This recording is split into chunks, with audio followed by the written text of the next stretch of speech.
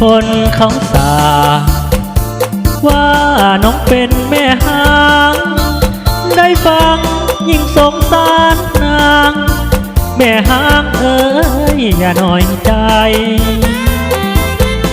อย่าคำควรหรือไม่หวนหลอกให้ถึงผัวเจ้าป่าละไปบ่เสียใจหาไม่ยังมีอายยังอยู่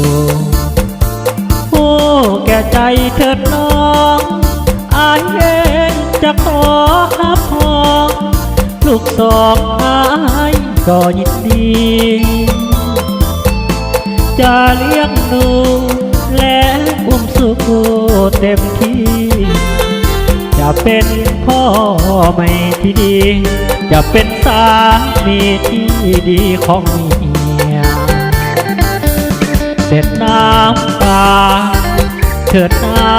อย่ามัวหอมให้นับตั้งแต่นี้ต่อไป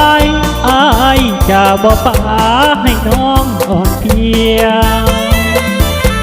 จะช่วยเลี้ยงลูกปลูกฝังหามันควัดเกียจะหาเลี้ยงลูกและเมียบ่เสียดายแม้แต่สิว่าคนเขาสาว่าน้องเป็นแม่หางก็สร้างเถิดนาน้องนางแม่หางสร้างเถิดนาอย่าน้อยใจถึงผู้ใดเขาว่าแม่หางหมดสิ้นราคานักห้องบ้านนาคนนี้เห็นใจ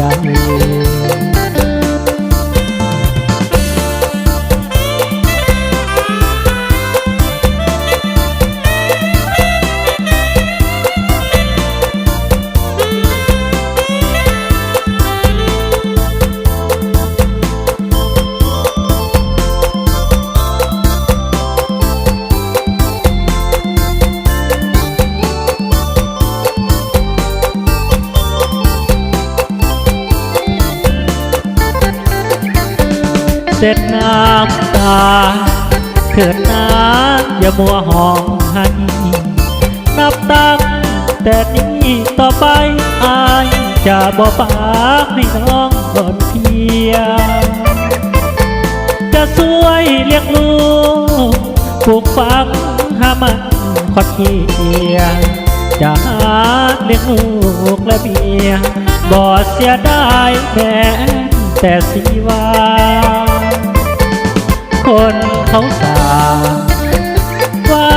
น้องเป็นแม่หางก็สร้างเถิดนาน้องนางแม่หางก็สร้างเถิดนาอย่าน้อยใจ